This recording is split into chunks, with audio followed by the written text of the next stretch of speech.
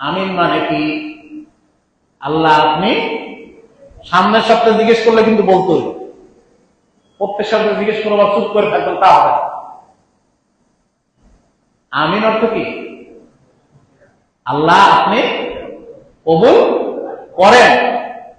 সূরা ফাতিহার পরে আমিন বলতে হয় না? ইদা ক্বালা ইমামু ওয়ালা দাল্লিন ফাকুলু ফাআমিনু অথবা ফাকুলু আমিন। যখন ইমাম সাহেব ওয়ালা দাল্লিন বলবে, তোমরা কি বলবে? আমিন বলবে। ফাইন্না মান ওয়াফাকা, কেননা ওই সময় কি বলে? ফেরেশতারা আমিন বলে। যার আমিন ফেরেশতার আমিনের সাথে মিলে যাবে তার সমস্ত গুনাহ মাফ করে দেওয়া হবে।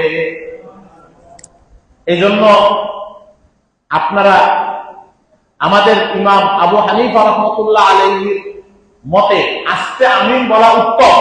এর অর্থ চুপ করে থাকা নাকি? আমিনকে ছেড়ে দেওয়া? আমি ছেড়ে দিই না। কেন আস্তে আমিন বলা উত্তম?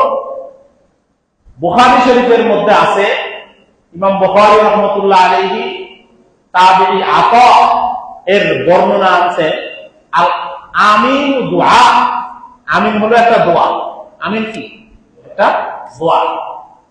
বুখারী শরীফের মধ্যে আছে আমিন হলো একটা দোয়া। এখন দোয়া কিভাবে করতে হয় এটা কোরআন শরীফে আছে। আল্লাহ বলেন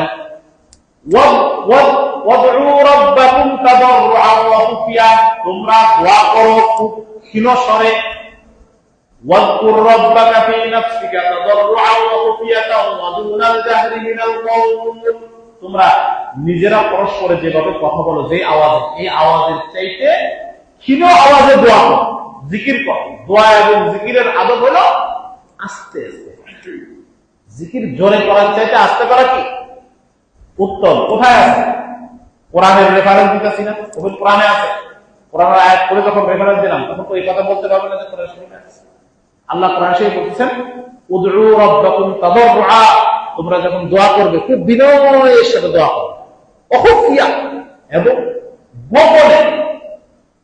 কোরআনের আয়াত। তাহলে বুখারী শরীফ থেকে জানলাম আমিন হলো দোয়া, আর কোরআন শরীফ থেকে জানলাম দোয়া আস্তে বলতে হয়। এজন্য আমরা সূরা ফাতিহার পরে আমিন কি বলি? আস্তে বলি। বোঝেন নাই? তাহলে আমরা যে আমল করি, আমল কি কোরআন হাদিসের দলিল ছাড়া?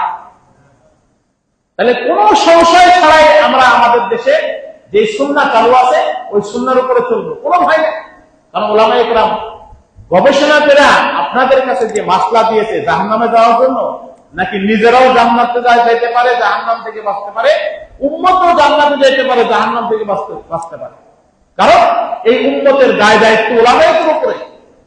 তারা কি এমন সিদ্ধান্ত, এমন মাসালা আপনাদের কাছে উপস্থাপন করবে যার কারণে আপনার নামাজ নষ্ট হয়ে যায়। এই জন্য গবেষকদের অধিকার আছে, গবেষণা করে সে সিদ্ধান্ত নিতে পারে। আমাদের ইমাম একজন গবেষক, আবু হানিফা রাহমাতুল্লাহ, ইমাম শাফিঈ রাহমাতুল্লাহ আলাইহি একজন গবেষক, ইমাম মালিক রাহমাতুল্লাহ আলাইহি একজন গবেষক, ইমাম আহমদ ইবনে হাম্বল একজন গবেষক।